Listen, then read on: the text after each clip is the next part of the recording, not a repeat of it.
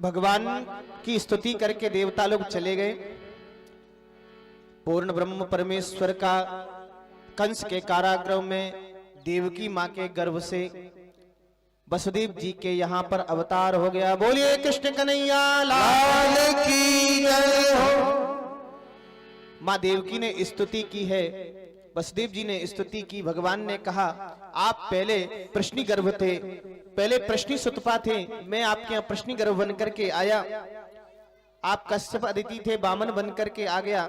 आप वसुदेव देव की बने हो, मैं कृष्ण बन करके आ गया। मां ने कहा हमने बालक बनकर आने के लिए तपस्या की थी। भगवान कहते हैं यदि मैं छोटा बन जाऊंगा तो फिर मैं सुरक्षा न आपकी कर सकता हूं, न अपने आप की कर सकता हूं, फिर तो आपको मेरी सुरक्षा करनी पड़ेगी। बोले हम कैसे कर सकते हैं गोविंद? भगवान ने कहा जब मैं छोटा बन जाऊं तो मुझे ले जा करके गोकुल छोड़ आना। वसुदेव जी ने कहा प्रभु हथकड़ी लगी हैं, बेड़ियां लगी हुई हैं, ऐसे कैसे निकल के जा सकते हैं? बोले इस बात की तुम परवाह मत करो, जीव जब मेरी शरण में आता है तो दुनिया के सारे बंधन खुल जाते हैं। ऐसा कहकर के बभो बप्राकृत शिशु हो, भगवान नन्हे से बालक बन गए। मां देवकी ने स्तनपान कराया, वसुदेव जी ने डलिया में सजाया और सिर पर रख करके जैसे ही बाहर चले हैं, श्री सुखदेव स्वामी कहते हैं राजराजेश्वर मघो निवर सत्य सकृत यमानुजा गंभीर तो यौ गजबोर में फेनिला भयानकावर्त सताकुला नदी मार्गम ददौ सिंधुरेव श्रियपते। जैसे ही बाहर निकले चारों तरफ से मेघ मालाएं उपस्थित हो गईं कि मंदम मंदम जगरजू जलधरारनुसागरम, मंद मंद वृष्टि होने लगी। सब आनंदित हैं, रात्रि का समय है। आज यमुना किनारे जैसे ही वसुदेव जी आए, यमुना जी का तो स्वरूप परिवर्तित हो गया। ऐसा लगता है मानो 100 नदियां आकर के मिल गई हों। परंतु भगवान का आदेश है, वसुदेव जी तो यमुना जी में प्रवेश कर गए। यमुना जी अत्यंत हर्षित हैं, मेरे प्रभु आए हैं, मैं तो इनका चरण स्पर्श करके ही मानूंगी। भगवान ने कहा ये तो मानेंगी नहीं, सो पीछे से चरण लटका दिया। यमुना जी ने चरण का स्पर्श किया, पहले तो नीचे को चली, फिर मन में विचार आया मैं तो अपने पतिदेव का मुखारविंद ही देखूंगी। अब आप बताओ, जब कन्हैया यमुना जी के पति हैं तो वसुदेव जी कौन हुए? बोलो ससुर जी हुए ना। अब बेचारी ऊपर तो उठी थी पतिदेव का मुंह देखने के लिए, पर पतिदेव का मुखारविंद तो दिखा नहीं। ससुर जी की भूरी भूरी दाढ़ी दिख गई, सो बेचारी संकोच के मारे नीचे को चली गई। मार्गम ददौ सिंधुरेव श्रियपते।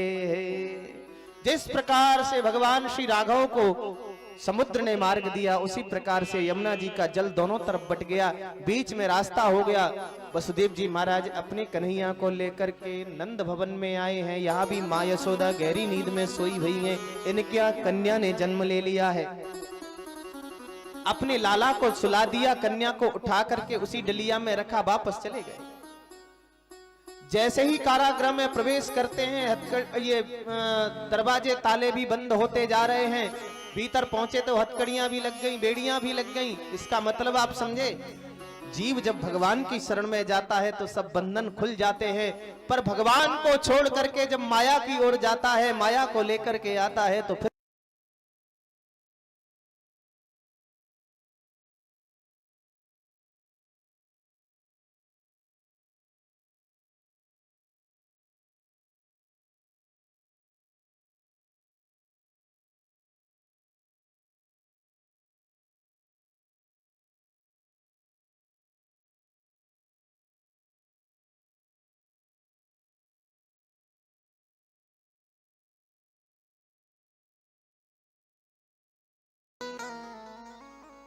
प्रकट हो गई। बोलिए दुर्गा भवानी की जय हो। अष्टभुजी दुर्गा के रूप में कंस से कहती हैं कि किम मया हतया मंद जात खलु तवांत कृत यत्र क्वभा पूर्व शत्रु माहिंसी कृपणान वृथा। अरे मूर्ख कंस, तू मुझे क्या मारेगा? मैं कोई मारने वाली वस्तु नहीं हूं, पर तूने व्यर्थ इन बालकों को मार डाला। तुझे मारने वाले तिले काल ने तो ब्रजमंडल में अवतार ले लिया। इस बात को सुनते ही कंस कहने लगा, देवी जी ये तो बता दो कौन से गांव में लिया। बोले ये नहीं बताएंगे, चली गई। कंस ने वसुदेव देवकी को एक बार छोड़ दिया, सभा बुलाई। बोले जितने भी बालक अभी 10 दिन पहले जन्मे हैं और 10 दिन बाद में जन्मने वाले हैं, सबको मार डालो। ये था मथुरा का चरित्र। अब हम और आप चलेंगे, देखो मन से बड़े भाव से चलिएगा गोकुल, और गोकुल में कुछ आनंद लेंगे। मेरे साथ कौन कौन चल रहे हैं जरा हाथ उठा के बता दो। सही में चल रहे हो कि झूठे कह रहे हो? सही चल रहे हो? हाँ, और सच में चलने की कह रहे हो तो हमको लग रहा है कि आपको कथा में आनंद आ रहा है। आइए हम सब मिलकर के बड़े भाव से गोकुल की ओर चल रहे हैं कि नंद बाबा ब्रज के राजा हैं। गोकुल के राजा कौन है? नंद बाबा। ये नंद, इनको सब लोग बाबा के हैं। नेक प्रयास करेंगे ब्रज भाषा। वैसे ये जो क्षेत्र है जहां कथा हो रही है, ये भी ब्रज में ही आता है। यहाँ की जो खड़ी भाषा है वो ब्रज से कुछ मिलती जुलती है। ये मुरैना क्षेत्र उप ब्रज मंडल में ही है। तो नंद बाबा ब्रज के राजा हैं, बड़े धर्म के सहित अपनी प्रजा का पालन करते हैं। उम्र बहुत है गई, अभी बालक बालिका काऊ को जन्म नाय भयो। हमारे नंद रायजू आज यमुना जी में स्नान करने के लिए गए, और यमुना जल में स्नान करके जैसे ही गोकुल में प्रविष्ट हुए, गोकुल के जो ब्रजवासी ब्राह्मण देवता थे अपने अपने द्वार पर बैठ करके और भगवान को भजन कर रहे। भगवान का भजन करते हुए माला देख करके हाथों में नंद बाबा से नहीं रहा गया, वो तो साष्टांग लेट गए और सब ब्राह्मणों के लिए प्रणाम करने लगे। सज्जनों देवियों, एक निवेदन करूं, ब्राह्मण कितना भी क्रोधित हो रहा हो, कैसा ही क्रोधित ब्राह्मण हो जाए, और उस क्रोध करने वाले ब्राह्मण के बस चरण पकड़ लो, बिल्कुल प्रसन्न हो जाएगा, उसका क्रोध दूर हो जाता है। ये ब्राह्मणों में विशेषता है। अब नंद बाबा ने जैसे ही साष्टांग किया तो सब ब्राह्मण एक साथ प्रसन्न हो गए और कहने लगे, अये नंदरायजू पुत्रवान भव। नंद बाबा खड़े हुए, हे ब्राह्मण देवताओं, 80 वर्ष की आयु में पुत्र कहा कह रहे हो?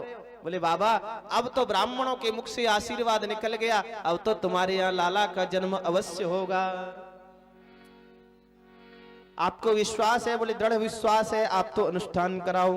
संतान गोपाल महामंत्र का जाप ब्राह्मण करने लगे। सबको ये लगने लगा कि नंद बाबा के यहाँ लाला का जन्म होगा, पुत्र का जन्म होगा।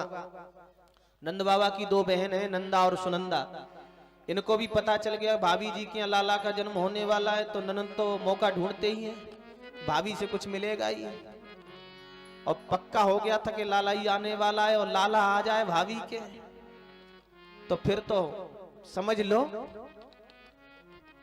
अब सभी भाभी हैं, सभी ननद हैं, और हर भाभी ननद की बाट देखती है कब हमारी ननद आएगी, और हर ननद भाभी की बाट देखती है कब भाभी हमें बुलाएगी।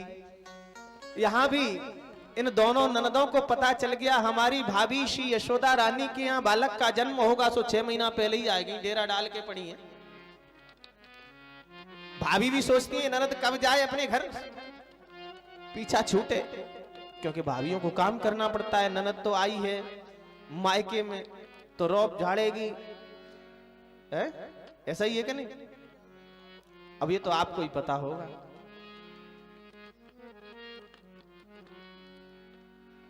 अब हम तो अकेले हैं, हमारे घर में ननद वाला रट्टा नहीं है। हाँ, होता तो हमें भी पता चलता। बोल बंसी वारे की जय हो।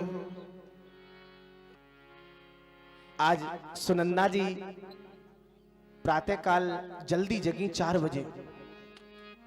सुनंदा जी ने विचार किया भाभी रोज जग जायो करें, आज क्यों ना जगी। मैं चल के देखूं तो सही। नंदरानी के भवन में प्रविष्ट वहीं सुनंदा जी देखने लगी। नंदरानी तो गहरी नींद में सोई वही हैं, भाभी तो सो रही हैं। नजर और ज्यादा डाली तो पास में एक नन्नो सो बालक पोड़ो भयो है, प्रसन्न है गई। भाभी किया तो बालक को जन्म है गयो, रात में हम सोते ही रह गए। दौड़ के पास में गई, देखा बालक तो बड़ा सुंदर है, नन्ही सी चदरिया से, झीनी सी चदरिया से ढके हुए हैं। नेक मुख देखो चदरिया हटाए के, आहा कहीं मेरी नजर न लग जाए। अत्यंत मधुर है, मधुराति मधुर हैं। और हमारे प्रभु तो क्या कहना, पर मन ना माने। सो फिर नेक चदरिया हटाई, फिर मुख देखो, फिर ढक दियो।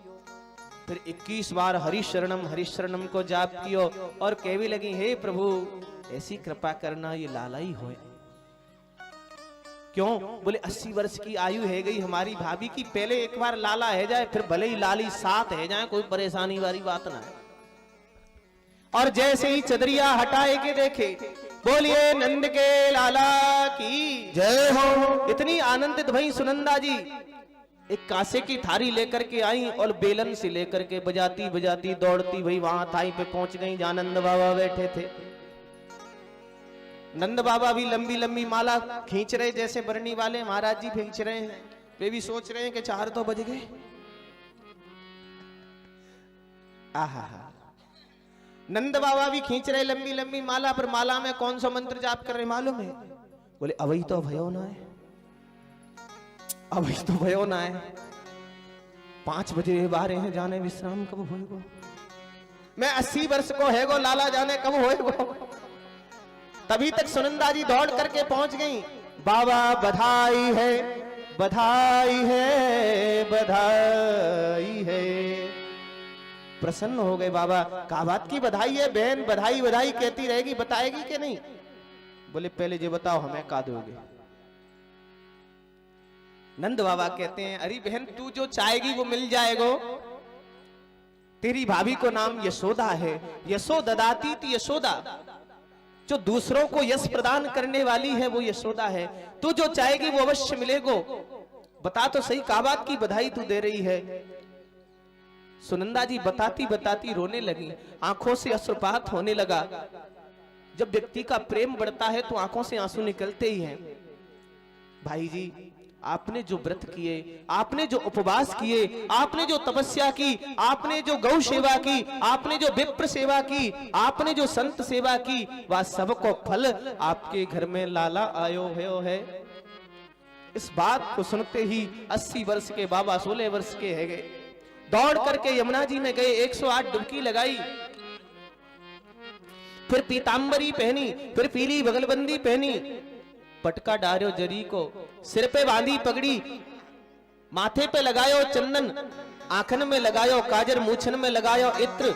और एक ब्रजवासी से बोले, लाला ने एक दर्पण दिखाइयो कैसो लग रहे हो। ब्रजवासी ने दर्पण दिखायो, कैसो लग रहे हो बता तो दे। बोले दूल्हा जैसे तुम ही लग रहे हो। बोले आज ना सजेंगे तो कब सजेंगे? जाओ समस्त ब्रजवासियों को बुलाओ, अपने लाला को जन्म उत्सव मनाएंगे। दौड़ करके गए, उन ब्राह्मण देवता जो अनुष्ठान में बैठे थे सब के सामने साष्टांग प्रणाम किया। पधारिए, आपकी आज तपस्या सफल हो गई, घर में लाला आयो है। श्री सुखदेव स्वामी कहते हैं, परीक्षित जरा इस दृश्य को हृदय में उतार करके तो देखो कि नंदस्त्वात्मज उत्पन्ने जातः लादो महामना आहोय विप्रान वेद ज्ञान स्नात सुचिरलंकृत। नंदस्तु आत्मजे उत्पन्ने सती। आज नंद के घर आत्मज का उत्पन्न हुआ है, आज आत्मज का जन्म हुआ है। तो आहूय विप्रान, विप्रान बहुवचन है। बहुत से ब्राह्मणों को बुलाया और सबसे पहले स्वस्ति वाचन कराया है।